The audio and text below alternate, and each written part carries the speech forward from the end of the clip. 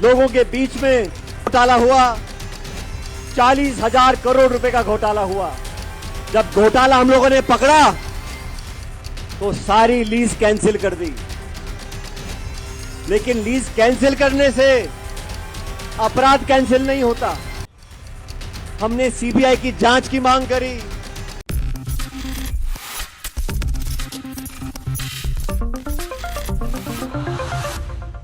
Next 9 news में आपका बहुत बहुत स्वागत है। मैं हूं आपके साथ अबरारुल हक रहमानी। देश में इस वक्त कई मुद्दों को लेकर के सत्ता पक्ष और विपक्ष के बीच घमासान जो है वो छिड़ता चला जा रहा है। ऐसे में कहा जा रहा है कि कई अलग अलग राज्यों के जो तमाम बड़े दल हैं, जो विपक्षी दल हैं, उनको जिस तरीके से इकट्ठा करने का काम शुरू कर दिया गया है। 2024 लोकसभा चुनाव से पहले विपक्ष के कई बड़े नेता इस काम पर लगे हुए हैं, चाहे वो नीतीश कुमार हो, खुद अरविंद केजरीवाल हो या फिर शरद पवार की बात करें।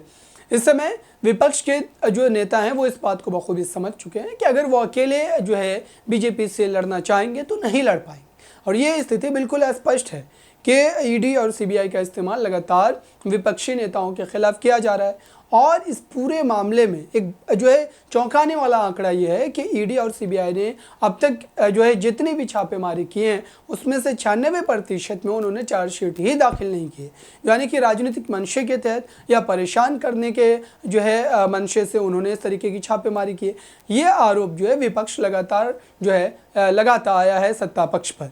अब ऐसे में जिस तरीके से नीतीश कुमार ने ममता बनर्जी जो है मल्लिकार्जुन खड़गे और अरविंद केजरीवाल, शरद पवार, उद्धव ठाकरे, कई ऐसे बड़े नेताओं से मुलाकात कहीं ना कहीं ये संदेश देने की कोशिश की है कि 2024 में अपने तमाम गिले शिकवे को भुलाकर वो एक मंच पर आकर के बीजेपी के खिलाफ एक माहौल तैयार करेंगे। इसकी एक बड़ी मिसाल आप देख रहे हैं कि आज जो नए संसद भवन को लेकर के जो उद्घाटन समारोह चल रहा है, इस समारोह से उन तमाम बड़े विपक्षी दलों ने दूरी बना ली है। लगभग 20 से 22 जो है ऐसे विपक्षी दल हैं जो इस पूरे जो है समारोह से खुद को अलग रखा है। और ये एक लोकतांत्रिक देश के लिए कहीं ना कहीं एक बड़ा प्रश्न चिन्ह है कि इतने बड़े समारोह में अगर देश की इतनी बड़ी सियासी पार्टियां मौजूद नहीं है तो सत्ता पक्ष को ज़रूर इस पर चिंतन मंथन करना चाहिए। अब देखते हैं कि आने वाले समय में क्या कदम और क्या भूमिका जो है विपक्ष की रहती है। इस खास रिपोर्ट में बस इतना ही।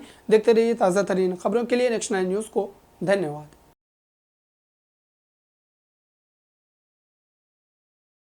आगाज करेंगे सचिन पायलट, सचिन पायलट, सचिन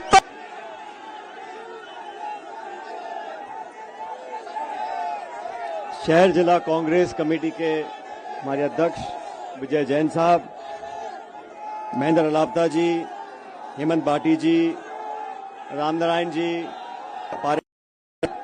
महेंद्र जी, पूर्व मंत्री राजेंद्र चौधरी साहब, शोभा सोलंकी जी, मनीष यादव जी, सुचित्रा आर्य जी, विद्याधर चौधरी साहब, सुरेश चौधरी जी, इकबाल जी, ओम प्रकाश जी, चुनीलाल राजपुरोहित जी।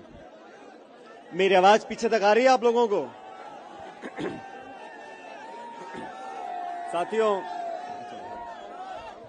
साथियों, मैं सबसे पहले आप सभी लोगों का बहुत बहुत धन्यवाद करना चाहता हूं। आज इस भीषण गर्मी में, मई के महीने में, दोपहर को 1 बजे आप सब हमारी जन संघर्ष यात्रा के शुरुआत में, दोस्तों,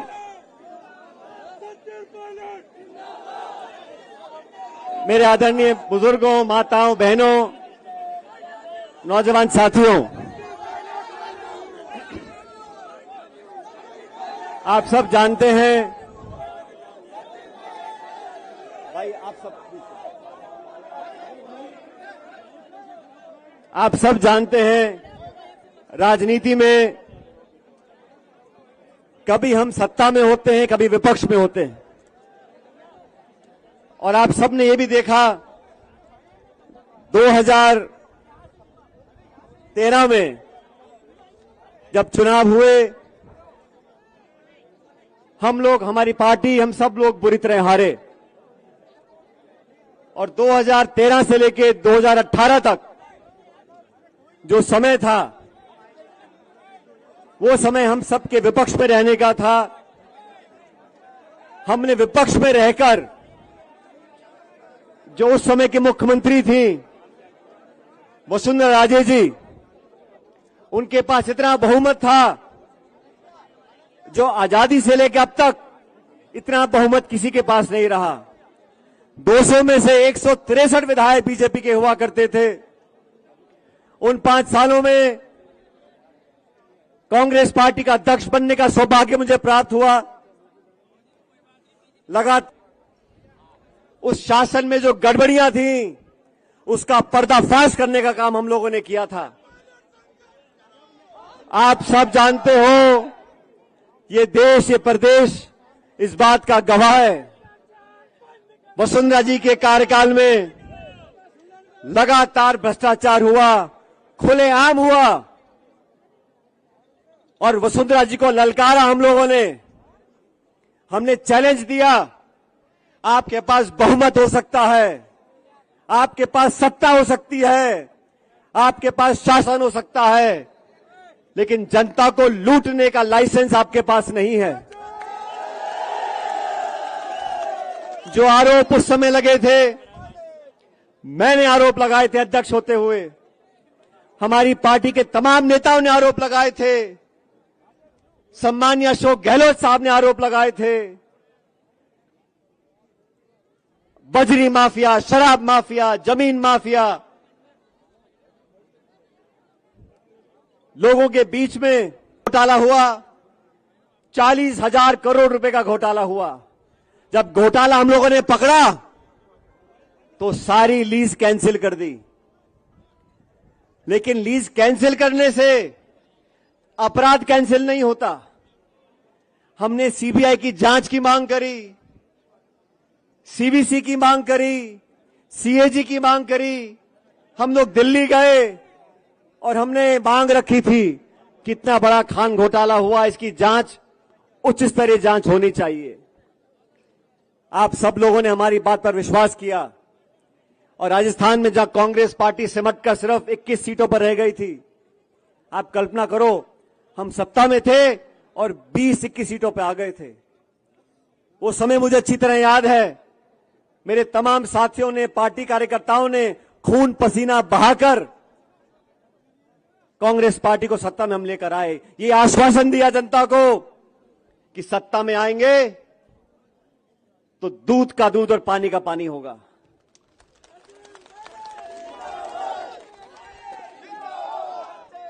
अभी 2 दिन पहले कर्नाटक में चुनाव पूरे हुए। वहां की भाजपा सरकार को हम सब ने कहा, और सही कहा, कि ये 40% की सरकार है, ये कमीशन खोर सरकार है। और उसी का कारण है, जब कर्नाटक में मतदान हुआ, आज हमारी पार्टी को बहुमत मिल रहा है वहां पर, तो इसलिए मिल रहा है, हम भाजपा को इसलिए आचार किया।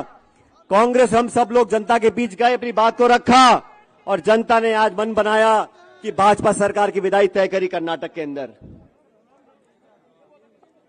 मैंने 3-3.5 साल तक इंतजार करने के बाद हमारी सरकार को, सम्माननीय मुख्यमंत्री जी को मैंने चिट्ठी लिखी, मैंने आवेदन किया उनको। मैंने कहा, आपने और हमने मिलकर जो तमाम आरोप लगाए थे, अब लगभग 3.5 साल हो गए, इन आरोपों की जांच होनी चाहिए। मैं आपसे पूछना चाहता हूं, उन आरोपों की जांच होनी चाहिए कि नहीं होनी चाहिए? मैं 1.5 साल तक चिट्ठी लिखता रहा। मैंने कभी सार्वजनिक रूप से इस बात को नहीं कहा। चिट्ठी लिखी, दोबारा लिखी, याद दिलाया, आग्रह किया, आवेदन किया, लेकिन ना तो जवाब आया। मौन व्रत रखा और 1 दिन का अनशन किया। ये कहा कि वसुंधरा जी के कार्यकाल में जो तमाम आरोप लगे थे, हमने लगाए थे, भ्रष्टाचार हुआ था, उसकी जांच करें। आज से ठीक 1 महीने पहले जबान की कीमत होती है, और आप लोग अच्छी तरह जानते हो, मुझे भी राजनीति में 20-23 साल हो गए। मैं सांसद रहा, केंद्र का मंत्री रहा, इस प्रदेश सरकार में उप मुख्यमंत्री रहा, स्वर्गीय पायलट साहब कई बार मंत्री रहे, मेरी मां सांसद विधायक रही। पिछले 45 सालों से हम राजनीति में हमारी निष्ठा पर, हमारी ईमानदारी पर हमारे विरोधी भी उंगली नहीं उठा सकते।